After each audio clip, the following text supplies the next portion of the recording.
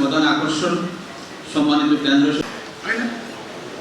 ডাক্তাররা বাইরে চেম্বারে যাবে এটা নিষেধ করা ঠিক না। ভালো ডাক্তার 24 ঘন্টা পরিশ্রম করতে চাইলে করবে, রোগী দেখতে চাইলে দেখবে, এক্সট্রা আর্ন করলে করবে, কিন্তু হসপিটাল তো সার্ভিসটা ঠিক দিতে হবে নাকি?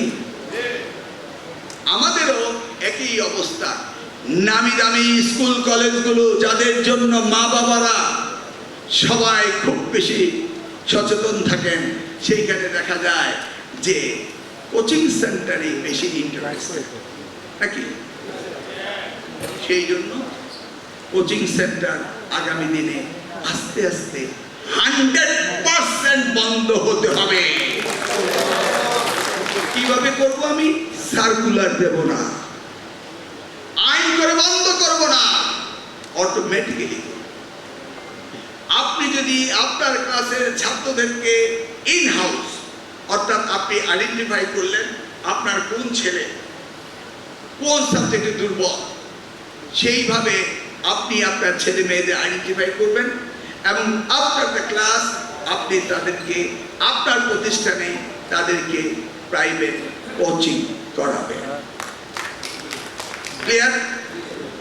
এবং সেই জায়গায় আপনি তাকে এক্সট্রা চার্জ করতে পারেন এবং এই চার্জটা আপনার সকলেই এবং দ্য টিচার্স উইল ওয়ার্ক, আপনারা ডিস্ট্রিবিউশন করে নিতে পারেন।